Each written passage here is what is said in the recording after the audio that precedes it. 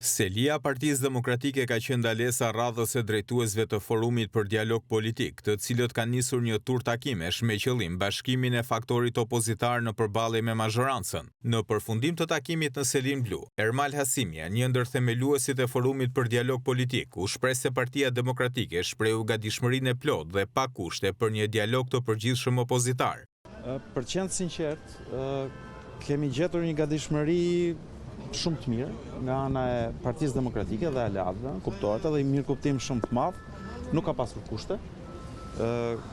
Përkundrazi ka një interes të madh që kjo të zhvillohet dhe që të arrihet në një aksion përbashkët, në një mirë kuptim të përbashkët, qoftë për sa i përket atyre pikave që ne i kemi treguar, asaj kornizës që ne kemi vënë paraprakisht, pra çështjes së kodit zgjedhor, çështjes së mbështetjes dhe inkurajimit të një drejtësie funksionale dhe kushtetuese që godet krimin e organizuar dhe korrupsionin në Shqipëri. Pas mbledhjes së zhvilluar mes Partisë Demokratike dhe aleatëve të saj me forumin për dialog politik, sekretari i përgjithshëm i Partisë së Lirisë, Tedi Blushi, ka bërë një thirrje të fortë për bashkimin e opozitës dhe tejkalimin e përçarjeve të brendshme. Sipas Blushit, nuk është koha për të bërë opozitën e opozitës, por për një koalicion antinarkoshtet. Ka vend që si koalicion opozitar të përmirësohet, por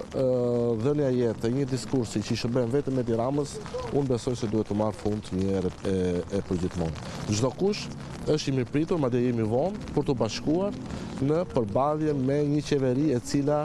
praktikisht ka rënë dhe kërkon që ne së bashku t'i prim asaj revolte dhe asaj zemrate qytetare e cila kërkon një orë më parë largimin e kësaj qeverie. Ndërkohë sa i përket partive të spektrit opozitar, deri më tani, Partia Mundësia Agron Shehaj dhe Lëvizja Bashke Arlind Qorit kanë refuzuar ftesën e forumit për dialog politik për një angazhim të përbashkët kundër qeverisë.